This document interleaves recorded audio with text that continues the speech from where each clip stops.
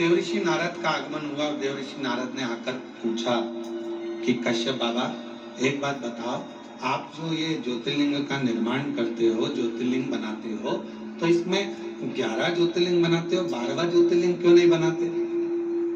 12वां ज्योतिर्लिंग निर्माण क्यों नहीं करते? नारद जी पूछ पूछ कर थक गए, तो भी आखिरी तक कश्यप ऋषि ने यह नहीं बताया कि 12वां ज्योतिर्लिंग क्यों नहीं बनाते। 11 के पूजन करते, 12वां बनाते। कैसे प्राप्त हो? 11 ज्योतिर्लिंग बना के 12 ज्योतिर्लिंग की पूजा कैसे? पार्वती जी एकदम रुष्ट होकर बैठ गई और पार्वती जी शिव जी की आराधना करने लगी। भोलेनाथ जी ने पूछा, पार्वती तुम रुष्ट क्यों? यहाँ पर एक लाइन बड़ी सुंदर आई है कि पार्वती जी रुष्ट होती हैं तो शिव जी की पूजन करती हैं। हमारा आप सबसे भी यही निवेदन है। और चलो जरा देखो, मैं बताती हूँ तुमको 11 ज्योतिर्लिंग बने। कश्यप ऋषि का रोज का नियम था, ज्योतिर्लिंग बनाते और पूजन करते, पार्थिव लिंग। चलो अभी दिखाती हूँ। और ले गए, जो सामने देखे तो 11 ज्योतिर्लिंग बने थे। शिव जी को पार्वती जी करेंगे, देखो 1 2 3 4 5 6 7 8 9 10 और 11।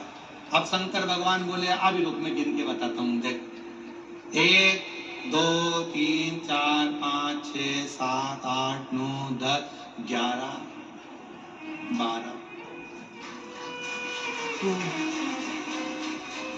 पार्वती जी बोली, क्यों मुझे पागल बना रहे हो प्रभु? अब तुम तो शिव जी हो ना, तो तुम अपने आप को क्यों गिन रहे? तो भगवान शंकर बोले, 12 ज्योतिर्लिंग की पूजन कर रहा है। पूछो कश्यप ऋषि से। बाबा कश्यप ऋषि के सामने प्रकट हो गए। कश्यप बाबा ने देखा आज तो भगवान प्रकट हो गए।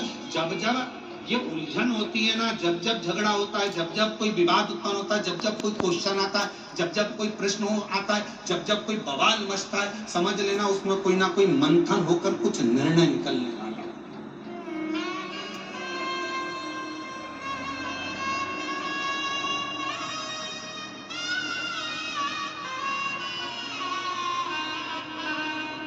जब जब कोई बवाल मचता है, जब जब कोई मंथन होता है, तो कुछ ना कुछ निकलता है। समुद्र का मंथन हुआ, अमृत निकला। कुछ ना कुछ मंथन हुआ है तो कुछ ना कुछ निकला है। और पार्वती जी और शिव जी के संवाद में कुछ ना कुछ निकला है। भगवान कश्यप ऋषि प्रसन्न हो गए।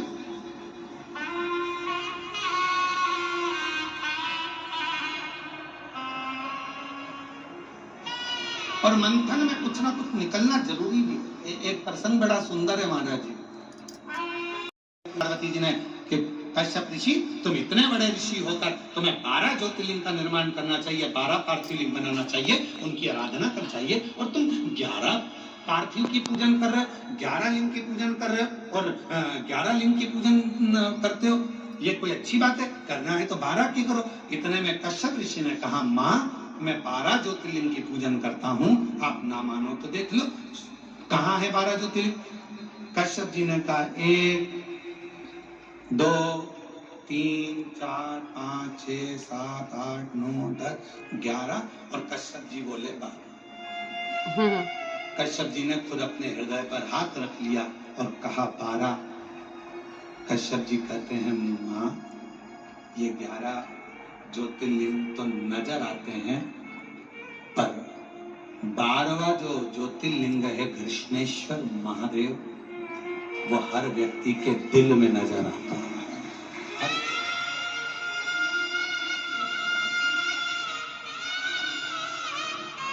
हर व्यक्ति के हृदय में।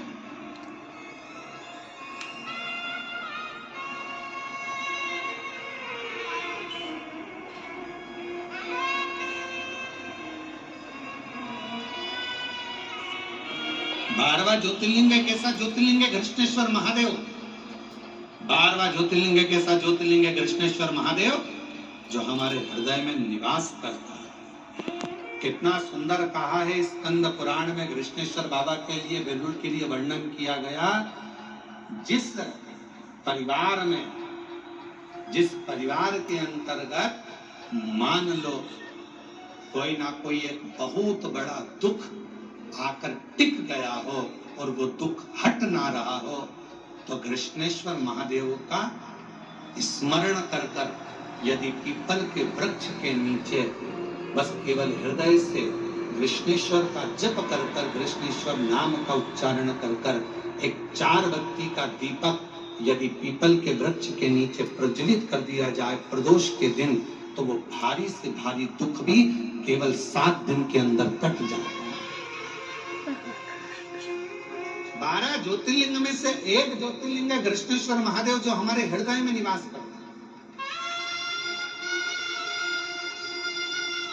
मन की ज्योति है, हृदय की ज्योति है। और हम आप सबके पावन चरणों को नमन करते हैं। बिरुल वालों, आप कृष्णेश्वर बाबा के नजदीक में रहते हो। आप जैसा किस्मत वाला दुनिया में कोई नहीं होगा जिनके पड़ोसी कृष्णेश्वर महादेव।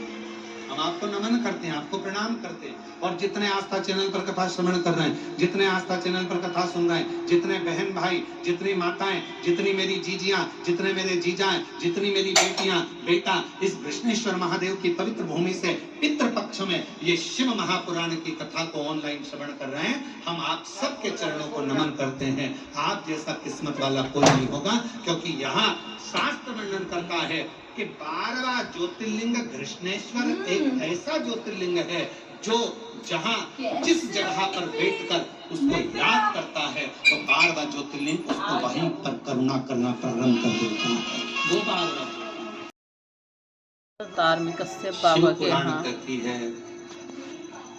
संसार का मनुष्य यदि एक बार भी पार्थिव लिंग का निर्माण कर कर पूजन करता है तो उसको फल दिया महाराज।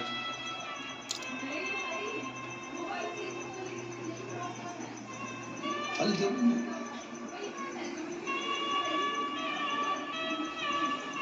पार्थिव पूजन कुछ ना करिए, केवल एक घर के बगीचे में, घर के गमले में अगर मिट्टी है तो उसको ऊंचा कर कर शिवलिंग वहीं बनाकर वहीं जल चढ़ाना प्रारंभ कर दो, उसका फल मिले, उसका लाभ। पर निवेदन है केवल दिखावे से, मन की शुद्धता, मन के भाव।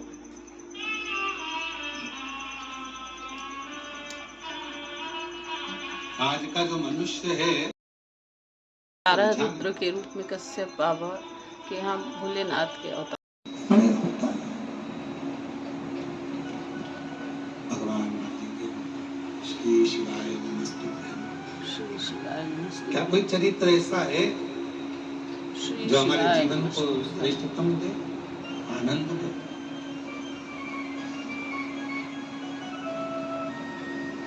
एक चरित्र है कि वो रुचि नाम के राजा भ्रमण करते, वन में रहते, एक समय भोजन करते, भगवत भजन में डूबे रहते, स्मरण में डूबे रहते, मंत्र जाप में डूबे रहते।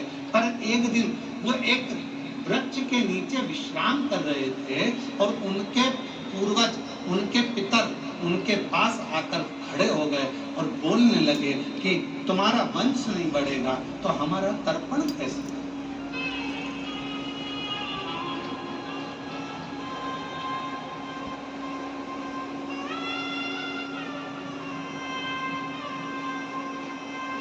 तर्पण मालूम है ना सबको? जल देना हमारा तर्पण से हो। कभी कभी मन में आता है, एक प्रश्न खड़ा हो जाता है कि कई लोग कहते हैं गुरुजी ये तर्पण क्यों दिया जाता है, पितरों को पानी क्यों दिया जाता है, ये पितरों को जल क्यों दिया जाता है, अस्थियों को जल में क्यों डाला जाता है? कई बार एक मन में भाव उत्पन्न हो जाता है कि व्यक्ति अपनी जिंदगी में तृप्त होकर नहीं गया, उसकी तृप्ति नहीं, वो जिंदगी भर प्यासा ही रहा। प्यासे से मतलब क्या? मेरे को अभी ये और करना है, मन में तमन्ना मुझे अभी ये और करना है, मन में तमन्ना मुझे अभी ये करना है, और तमन्ना।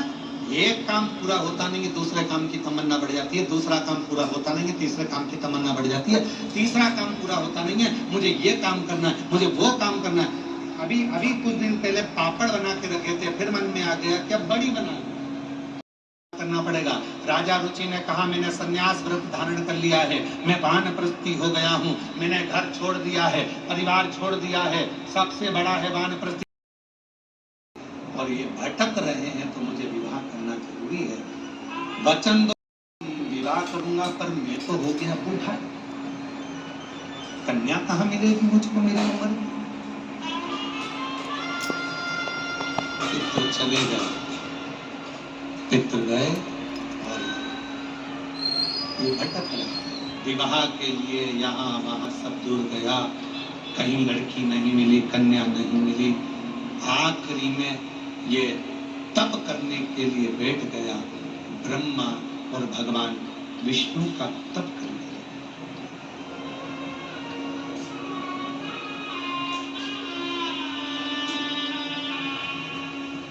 तप भगवान ब्रह्मा जी ने आकर कहा कि तुम्हें क्या चाहिए? एक कन्या नहीं मिल रही है विवाह की। ब्रह्मा जी ने बोला ये लेखनी तो मैं लिख देता, परंतु ये लेखनी लिखने वाले तो स्वयं देवाधिदेव महादेव। जन्म, मरण और परण। परण मतलब जानते हो? विवाह। तीन की लेखनी कौन लिखते हैं? जम के बोलो जरा। महादेव। देवाधिदेव महादेव। इन तीन की लेखनी लिखना मेरे शिव के हाथ में। अब राजा रुचि ने फिर तप किया भगवान विष्णु का। भगवान विष्णु आए, भगवान ने कहा क्या चाहिए मांगो। कहा प्रभु मेरे लिए कन्या ढूंढना है और मेरा विवाह करना है। भगवान नारायण बोले जन्म, मरण और परण। तीन तो शिव लिखते हैं, हम नहीं दे सकते। शंकर भगवान का तप किया।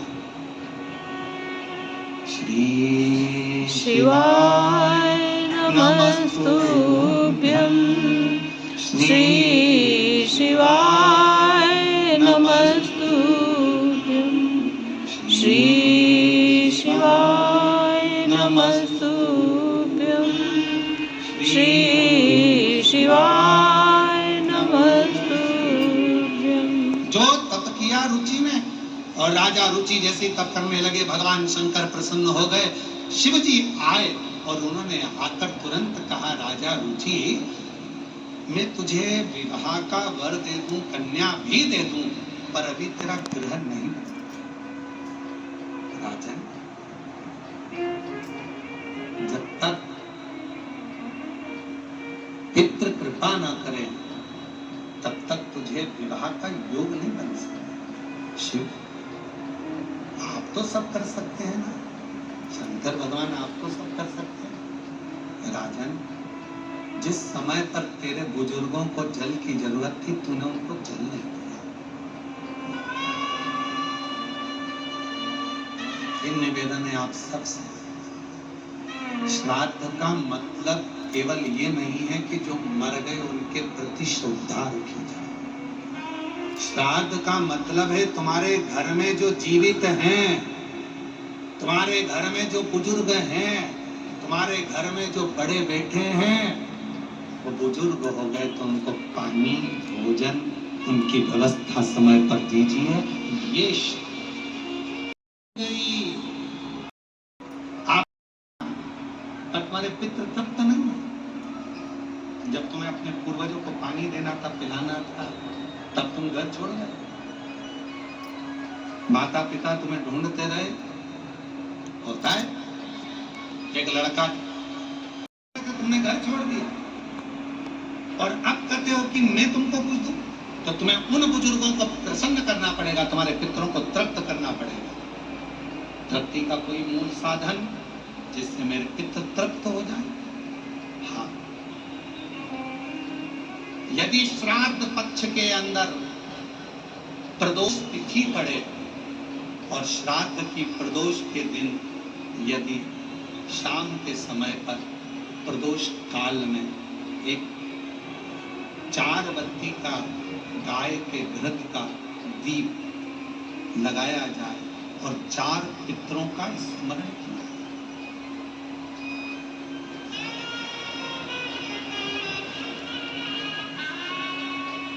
चार पितरों का स्मरण करो, वो चार बत्ती का दीपक जलाकर। पहले अग्निस्वधा पितर, दूसरे वर्षद पितर, तीसरे आग्य पितर और चौथे सोमपति पितर। इन चार पितरों को नमन करो, प्रणाम करो, और वो चार बत्ती का दीपक या तो पीपल के वृक्ष के नीचे या मेरे शिवालय में जो प्रदोष के दिन अंकित कर देता है, जला देता है, प्रकट कर देता है। जो मन से मांगता है पितृ और शिव उसके भंडार कभी खाली नहीं करता, उसकी झोली बता।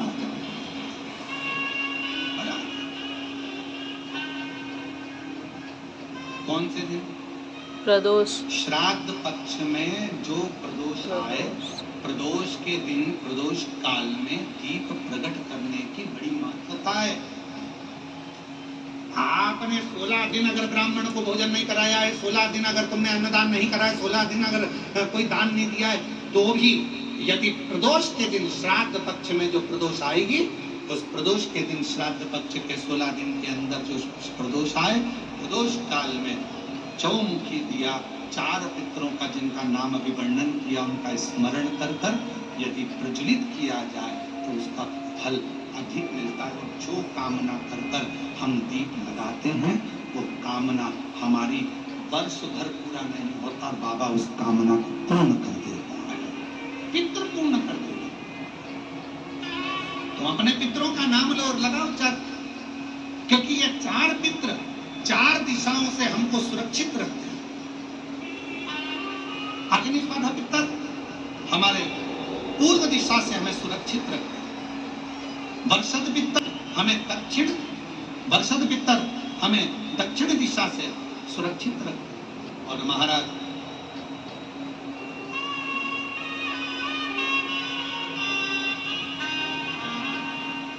आग्नेय पितर ये हमें पश्चिम दिशा से सुरक्षित रखते हैं, और सोमपति पितर ये हमें उत्तर दिशा से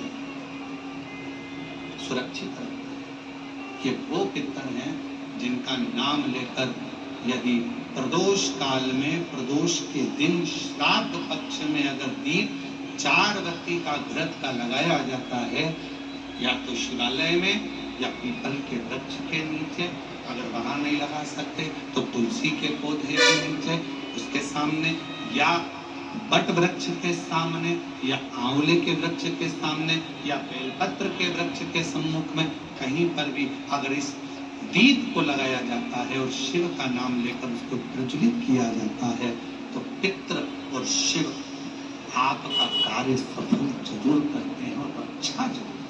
हम तो यहाँ तक कहेंगे, किसी को स्वप्न आते हो, स्वप्न में भय हो जाता है, बच्चा एकदम रोकर उठ जाता है, चिड़चिड़ा हो जाता है, व्यक्ति के अंदर द्वेष उत्पन्न होने लगता है, क्रोध आने लगता है, बहुत ज्यादा टेंशन है, डिप्रेशन है, मानसिक चिंता है, उसको हम कहेंगे इस दीप को जरूर दें, उसको लगे। पितरों का नाम लेकर, चारों पितरों का स्मरण कर कर राजा रुचि ने अपने पितरों के निमित्तार्थ ये कर्म किया।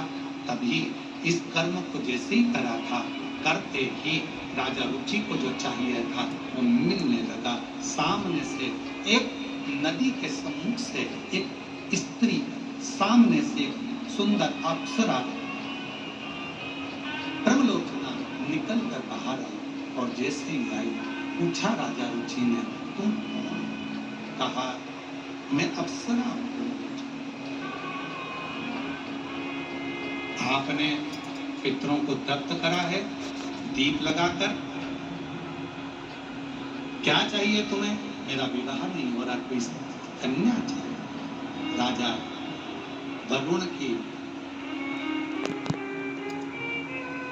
पुत्र की पुत्री मालती, जो तुम्हें इसी स्थान पर, जहां तुमने शिव की आराधना करी है, शंकर की आराधना करी है, जहां तुमने पार्थिव बनाकर पूजन करा, इसी भूमि पर वो मालती का दर्शन होगा, उस मालती से तुम्हारा विवाह होगा और तुम्हारे घर में पुत्र रत्न की प्राप्ति होगी, तुम्हारा वंश बढ़ेगा और तुम्हारे पितृ हमेशा तुम्हें वर प्रदान करेंगे। बस वो मालती का प्राकट्य होता है और वरुण के पुत्र की पुत्री मालती का सम्मुख में आना, रुचि के साथ विवाह और दोनों का निवास करना।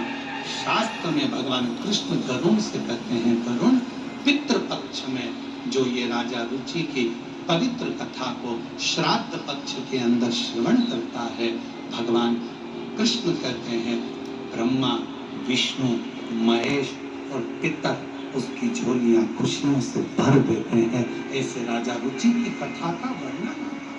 ये राजा रुचि की कथा है। राजा रुचि, पितृ केवल, कई लोग कहते पितृ का दोष लग गया। नाना भाई, लोग केवल वर्णन करते हैं। कई लोग कह देते हैं कि शंकर भगवान को नहीं भजोगे, शिव जी को जल नहीं चढ़ाओगे, एक दिन जल चढ़ाओगे, एक दिन नहीं चढ़ाओगे, शिव जी का शिवलिंग अगर घर में है, पूजन नहीं करोगे तो दोष लग जाएगा, शंकर भगवान का दोष लग जाएगा। शिव कभी भी बद्दुआ नहीं देते। जैसे एक बाप, एक पिता अपने बेटा बेटी को कभी बद्दुआ नहीं देते। अगर चिल्लाकर बोल भी देंगे अपनी बेटी को, अपने बेटे को, तो बाद में उसको वर ही देंगे, ये तो बेटी ही ना, ये तो बेटा ही ना। मेरा शंकर भगवान कभी बद्दुआ नहीं देता, मेरा शिव कभी बद्दुआ नहीं देता। मेरा व्रत है, मैं दूध पर एक गिलास दूध पर व्रत करूंगी, मैं नंगे पैर चलूंगी, मैं ये व्रत करूंगी, मैं व्रत करूंगा। मैं बेटा बेटियों से कहूंगा, नवयुवक बच्चों से कहूंगा, अगर आप कंपटीशन एग्जाम में बैठे हो, अपनी पूरी मेहनत करो, पूरा परिश्रम करो, रात दिन एक करो और लगे रहो, और 9 दिन तक, 9 रात्रि में 9 लाल फूल की 9 पंखड़ियां या 9 कोई भी चावल लाल कलर में कर कर, कुंकुम में कर कर, अगर माँ जगत जननी के मंदिर में नहीं जा सकते, माँ भीड़ रहे, तो शिवलिंग